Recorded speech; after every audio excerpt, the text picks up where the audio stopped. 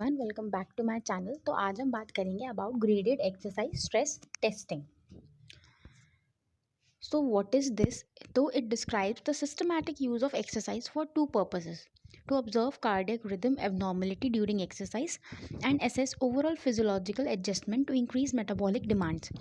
अब ये जो बच्चों टर्म है ग्रेडेड एक्सरसाइज स्ट्रेस टेस्टिंग, ये यूजुअली हम जो कार्डियो रेस्पिरेटरी सिस्टम होता है उसको एसेस करने के लिए बेसिकली हम यूज़ करते हैं। ठीक है, यूजुअली ये हम एथलीट्स में और कार्डियक पेशेंट्स में यूज़ करते हैं या फिर इसे हम रिसर्च पर्पस में यूज़ करते हैं।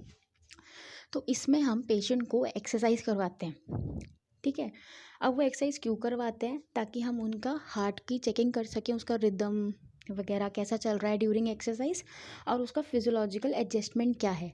ठीक है, तो जो इसमें हम एक्सरसाइज कराते हैं ना, वो हम लेवल बाय लेवल इंक्रीज करते हैं। तो हर लेवल पे इंडिविजुअल कैसा रिएक्ट कर रहा है, उसकी बॉडी कैसे एडजस्ट कर रही है उस डिमांड को, वो भी चेक। तो it is graded for exercise intensity. जैसे मैंने आपको ये बताया, हम लेवल बाय लेवल इंक्रीज़ करते हैं और हर लेवल पे जो एक्सरसाइज की इंटेंसिटी होती है, मतलब जो एक्सरसाइज का लेवल है वो धीरे धीरे बढ़ता जाता है as we progress. So it include submaximal exercise level of 3 to 5 minutes in duration. This test does not require maximal effort. तो पेशेंट को एकदम से मैक्सिमम एफर्ट अपना नहीं लगाना पड़ता। अगर पेशेंट मान लो 100% अपना दे सकता है तो हम उसे धीरे धीरे प्रोग्रेस करवाते हैं, 0, 10, 20, then we will progress to 100। So इसके दौरान हम ब्लड प्रेशर और ईसीजी मेजर करते हैं। ठीक है, जिस दौरान पेशेंट एक्सरसाइज कर रहा है। तो ईसीजी क्यों करते हैं? ताकि हम हार्ट का रिदम वगैरह सब चेक कर सकें, और BP to check if there is a normal increase, कि क्योंकि एक्सरसाइज के साथ आपका बीपी बढ़ेगा, राइट। तो वो नॉर्मली बढ़ रहा है या फिर वो बहुत ज़्यादा बढ़ रहा है या कम बढ़ रहा है, वो हमें देखना होता है। अब यूजेस ऑफ दिस टेस्टिंग, अब ये हम टेस्टिंग करते क्यों हैं?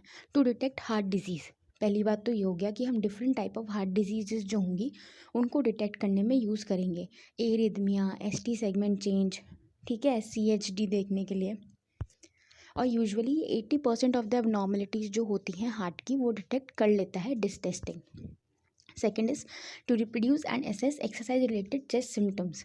मतलब कि कुछ कुछ पेशेंट्स में ना कार्डियक रिहैब में हम इंटेंसिटी सेट करने के लिए पेशेंट की फॉर द असेसमेंट पर्पस हम इसे यूज़ करते हैं। Then to screen candidate for preventive and rehab exercise programme. तो और हम उसके अकॉर्डिंग उनका रिहैब एक्सरसाइज प्रोग्राम बनाते हैं based on the assessment. Then to detect abnormal BP response. ठीक है, तो बीपी उनका बहुत ज़्यादा शूट आउट हो रहा है या बहुत कम जा रहा है, वो हम देखते हैं। Monitor response to various therapeutic. अच्छा, पहले हमने इसको असेसमेंट के लिए यूज़ किया, फिर हमने इसको रिहैब बनाने के लिए यूज़ किया। उसके बाद हम वो रिहैब कितना सक्सेसफुल है नहीं है वो देखने के लिए भी we use this. And to quantify aerobic capacity testing के लिए भी इट इज़ ऑल्सो यूज्ड। अब इंडिकेशंस क्या होंगे? So detection of coronary artery disease, CAD is coronary artery disease, for evaluation of CAD, for exercise prescription हमने अभी पढ़ा। Chest pain, dyspnoea, prediction of cardiovascular events, evaluation of exercise induced symptoms, assessment of response after medical intervention and chronotropic competence। अब इसके absolute contraindications क्या हैं कि किन चीज़ों के अंदर हम बिल्कुल भी नहीं देते? It's a big no. Recent complicated myocardial infarction, MI is myocardial infarction, unstable angina pectoris, uncontrolled ventricular arrhythmia, third degree atrioventricular block without a pacemaker, and acute congestive heart failure, severe aortic stenosis, active myocarditis, pericarditis, recent systematic or pulmonary embolism, acute infection and emotional distress, resting ECG suggestive of acute cardiac disease। अब relative contraindications कौन सी होती हैं? Resting systolic blood pressure above 200 mmHg, resting DBP, that is diastolic blood pressure above 115 mmHg, moderate valvular disease, electrolyte abnormality and ventricular aneurysm. Along with that, uncontrolled metabolic disease, chronic infectious disease, neuromuscular musculoskeletal disease, pregnancy which is complicated or in the last trimester, psychological disorder and frequent or complex ventricular ectopic beats। तो जब हम patient को ये stress testing कराते हैं, मैं आपको उसका प्रोसीजर बताऊंगी, तो हमें कब पता चलेगा कि इस टाइम पे हमें इसे रोक देना चाहिए? तो कुछ ऐसे हिंट्स देता होगा पेशेंट, ठीक है, जिससे हमें पता चलता है कि हमें इस टाइम पे अब रोक देनी है, अब इसे कंटिन्यू नहीं करनी। तो वो क्या होते हैं कि पेशेंट को एंजाइना या एंजाइना लाइक सिम्टम्स होने लग जाए। Angina means chest pain, testing के दौरान तो रोक देना है। वेंट्रिकुलर टेकिकार्डिया हो गया, decrease in systolic blood pressure of 20 mmHg, failure of systolic blood pressure और heart rate to increase with increase in exercise load, जो कि यूजुअली होना चाहिए। Light headedness and signs of peripheral circulatory insufficiency.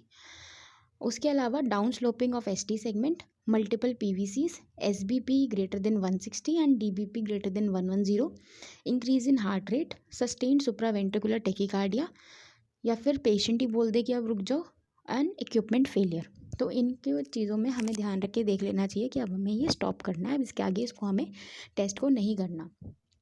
तो इसके protocol क्या होते हैं बच्चों, तो ये टेस्ट जो है ना वो हम 2 मशीन्स पे करते हैं, एक ट्रेडमिल पे करते हैं और एक हम बाईसाइकिल पे करते हैं, ठीक है।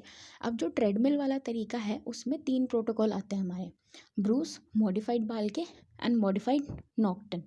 तो जो ट्रेडमिल वाला है इट इज़ मोस्ट कॉमन, ठीक है। 75% केसेस में हम ट्रेडमिल वाला करते हैं और 25% केस में हम बाईसाइकिल अर्गोमीटर वाला करते हैं। तो जो मल्टी स्टेज ट्रेडमिल टेस्ट है, अब ट्रेडमिल में चढ़ाने से पहले पेशेंट का हम थोड़ा वार्म अप कराते हैं, ठीक है। और ये हम बिल्कुल लो लेवल से शुरुआत करेंगे और फिर हम धीरे धीरे आगे बढ़ेंगे। सो इट ऐसे uses natural activities of walking and running. तो ट्रेडमिल पे आप क्या करोगे, या तो वॉक करोगे और अगर आपने स्पीड बढ़ा दी तो आप रनिंग की तरफ जाओगे, बस यही 2 चीज़ें होंगी ट्रेडमिल पे तो, ठीक है। सो इसमें जो टेस्टिंग होती है वो यूजुअली 8 से 12 मिनट की टेस्टिंग होती है और डिपेंड करता है पेशेंट के पे, ठीक है, उसी कंडीशन पे। हो सकता है 5 मिनट की हो सकता है 12 मिनट तक हो जाए। So test longer than 20 minutes provide no additional ECG but can precise endpoints for estimating performance capacity. तो इसके अंदर 3 प्रोटोकॉल यूज़ करते हैं। तो जो ब्रूस वाला प्रोटोकॉल है ना वो हम यंग एक्टिव अडल्ट्स के लिए यूज़ करते हैं। मॉडिफाइड बाल्के हम नॉर्मल सेडेंट्री अडल्ट्स के लिए यूज़ करते हैं और modified Naughton we use for very sedentary adults, ठीक है। तो बात है ब्रूस टेस्ट की। तो ब्रूस टेस्टिंग के अंदर हमारी 6 स्टेजेस होती हैं।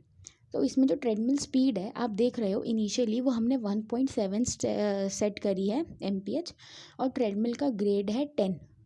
इसमें 3 मिनट का टाइम लेंगे हम और उसमें मेट्स और ऑक्सीजन कॉस्ट भी आपको निकल रही है।